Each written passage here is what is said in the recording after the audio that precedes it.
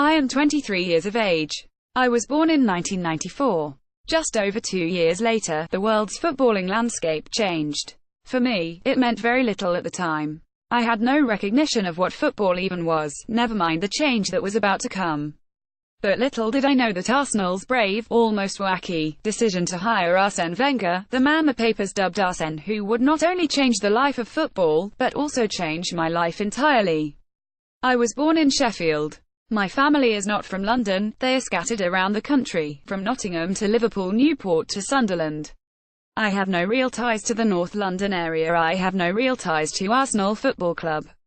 Apart from one. I was maybe 3 or 4 at the time. My eyes were just beginning to open to the wonderful world of football. But I didn't really understand what was going on. I knew what a goal was, I think. But that was about it. And then I started talking to my dad about football fandom. Why do people support teams? Why are they so important to those people? How do people choose what makes a particular team a team that people want to support? My dad explained that people would pick a team to support, primarily based on their family or the location, 2 things that I would proceed to ignore, and then go to the games, cheer on that team, and hope that they would win as many games as possible. In my burgeoning mind at the time, the only thing I understood was that you got to choose a team and then cheer them on. And so, that's exactly what I did. Little did I know that the team that I would pick would be Arsenal. In fact, I actually said to my dad, "I'll support the team in the red," that is the team that was on Match of the Day at the time. They scored goals, the only thing that I could really comprehend at the time, and they were the first team that I could see. So I did. I supported the team in red. That team was Arsenal, managed by Arsene Wenger.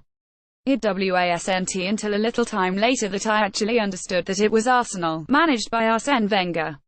But, nevertheless, that was where my fandom was born. If that was where it was born, however, it was in Wenger and his brilliance, that my fandom flourished. The Arsenal teams of the late 90s and early 2000s were the type of teams that could capture your imagination and let it fly.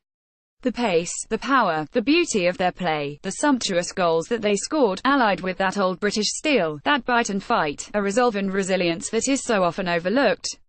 And at the age of 5 and 6, my imagination certainly did fly.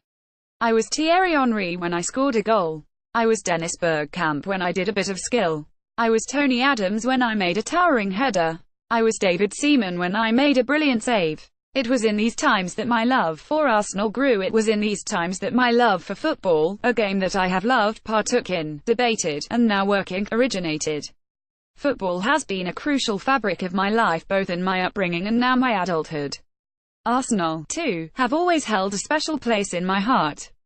Ask any football fan, and they will tell you the exact same about their football club. There is a relentless, reckless, undying love for your football club and for your football.